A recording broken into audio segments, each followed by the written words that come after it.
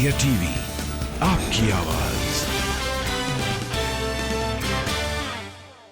दिल्ली में एक ईमानदारी की सरकार चल रही है। एक ऐसी सरकार चल रही है जो लोगों की रोजी रोटी, लोगों की महंगाई से लड़ने के युद्ध में लोगों के साथ खड़ी है। तो इसीलिए ये पॉसिबल हुआ और उसमें सबसे बड़ा योगदान है दिल्ली के व्यापारियों का, दिल्ली के रिटेल सेक्टर का, जिसने कोविड के समय में भी इतनी बड़ी महामारी, इतनी बड़ी महामंदी को झेलते हुए भी वापस रिवाइव कर लिया है। आज दिल्ली की पर कैपिटा इनकम देश में सबसे ऊपर है। आज दिल्ली की जीडीपी का ग्रोथ सबसे बढ़िया चल रहा है। तो वैसे में आज ये सपना देखना कि अगले 5 साल में दिल्ली में 20 लाख नए जॉब आ जाएंगे, कोई बड़ी चीज़ नहीं है। और ये बात अगर अरविंद केजरीवाल जी की सरकार में अच्छे स्कूल हो सकते हैं, बिजली फ्री हो सकती है, तो 5 साल में 20 लाख नए जॉब भी क्रिएट हो सकते हैं। ये करके दिखाएंगे। ये जॉब का प्रारूप क्या होगा? क्योंकि हम जो देख पा रहे हैं कि आपने जो डेटा दिया कि बीते कुछ सालों में जो जॉब क्रिएट हुआ उसमें स्वरोजगार भी है, रोजगार भी है, नौकरियां भी है। तो ये रोजगार होगा, व्यवसाय होगा या नौकरी? नहीं, व्यवसाय तो लोगों का आगे बढ़ेगा और नए नए व्यवसाय भी खुलेंगे, लेकिन जितने नए व्यवसाय खुलेंगे और व्यवसाय में मौजूदा व्यवसाय में जिनकी ग्रोथ होगी, उस ग्रोथ के फलस्वरूप 20,000 नई नौकरियां पैदा होंगी। 20,000 नए युवाओं को, 20,000 युवाओं को नए रोजगार, 20 लाख जो ग्रोथ होगी उसके बेस पे 20 लाख नई नौकरियां पैदा होंगी और युवाओं को 20 लाख नई नौकरियां करने के अवसर मिलेंगे। रोजगार सबका बढ़ेगा, ग्रोथ सबकी होगी। जी, इसमें सर एक नया टर्म हमें सुन, ट्रक, और वो भी रात में दिल्ली में लगेंगे।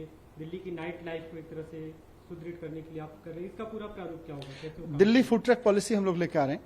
इसमें अभी क्या होता है कि कहीं भी कोई ट्रक किसी को फास्ट फूड वगैरह का लगाना होता है तो बस सेटिंग करके लगाता है बेचारा, और फिर क्वालिटी और उसमें नाइट लाइफ का मसला नहीं है। लोग मजबूरी में फिर वहाँ रात में खाना खाते हैं।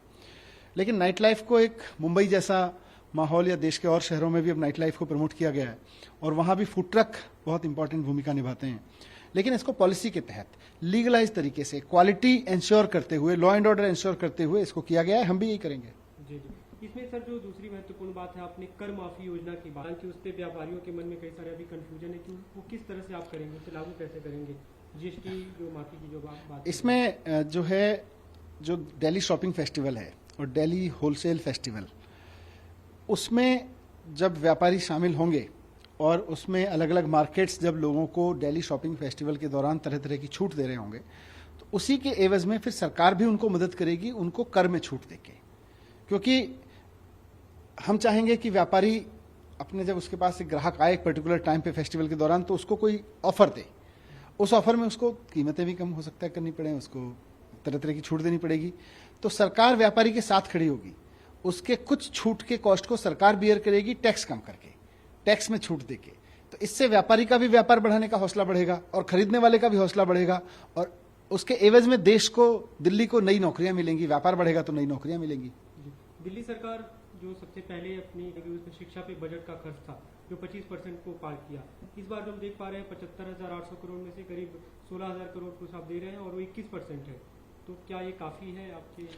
वो है 21% है। उसके अलावा जो बाकी स्कीम्स हैं कहीं ना कहीं वहाँ भी उसके लिए पैसा है। तो मैं समझता हूँ 22-23% के करीब एजुकेशन पे बजट है और आज भी एजुकेशन दिल्ली के पूरे बजट में सबसे टॉप पर है।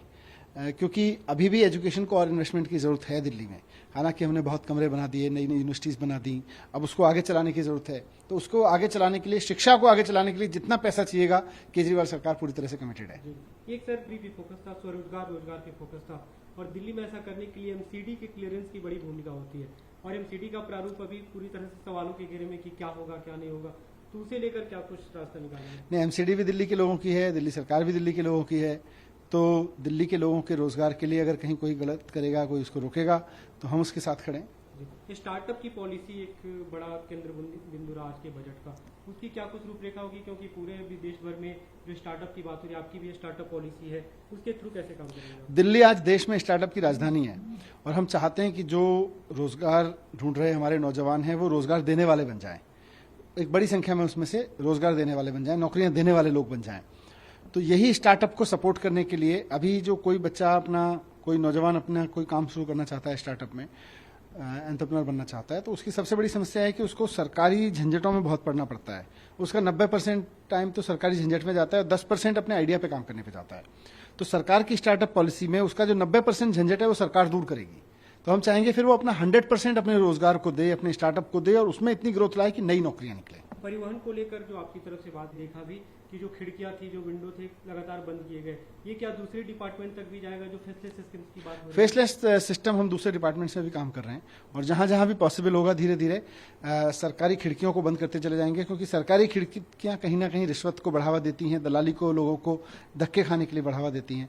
फेसलेस सिस्टम कर देंगे। बिल्कुल, दिल्ली सरकार अभी तक जो करती रही है उससे बाकी सरकारें भी सीख रही हैं। पंजाब की नई सरकार भी उसमें से कुछ आइडिया अगर वहां के लिए उपयोगी होगा तो लेके जाएगी।